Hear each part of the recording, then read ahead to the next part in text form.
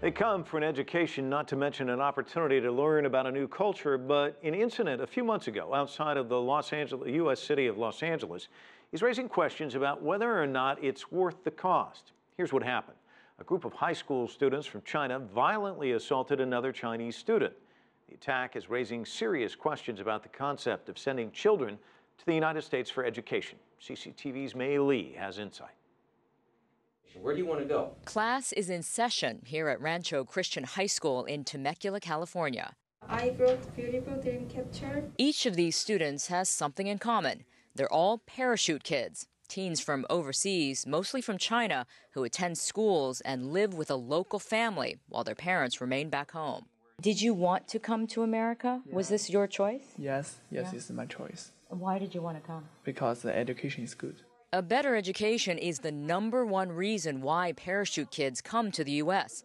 Their parents pay up to $50,000 a year in the hopes their kids will safely thrive. But it doesn't always work out that way. On March 30th, in the affluent town of Rowland Heights, California, a group of parachute high school kids from China allegedly kidnapped another Chinese student, brought her here to this park, and tortured her for hours. The victim claims she was stripped naked, beaten and slapped several times, and even burned with cigarettes. She says they even cut off her hair and made her eat it. Nearly a dozen students were involved in the attack. 3 are in prison. Bail is set at $3 million each. 19-year-old Yu Yao Zai, Xin Lei Zhang, and Yu Han Yang, both 18, are all being tried as adults. Charges include torture and kidnapping. If convicted, they could be sentenced to life in prison.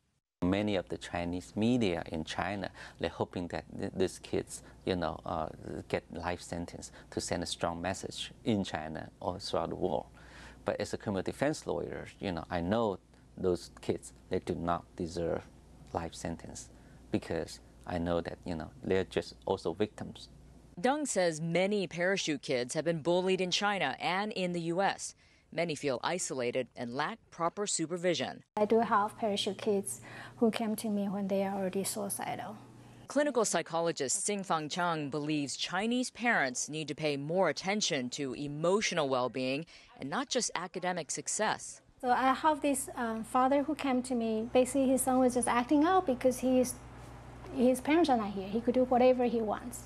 So I tried to communicate with the parents that he need to spend more time with his son. And he just simply said, no, I can't. I have to fly back the next day. The foreign student placement business is a rapidly growing industry, but it's largely unregulated. For a fee, agencies in China will find an American school and a private family.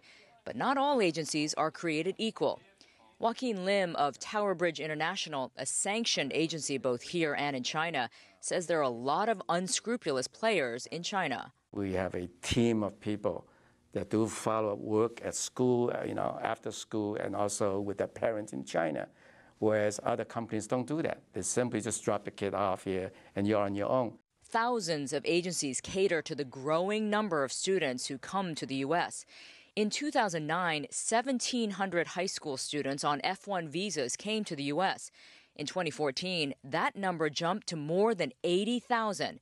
15-year-old Henry Lee is one of them. He's about to start his second year of school here. His homestay parent, Joe Allen, works with Tower Bridge International. He says the welfare of the student should always come first. I'm always asking them questions. How was school? Do you have any problems?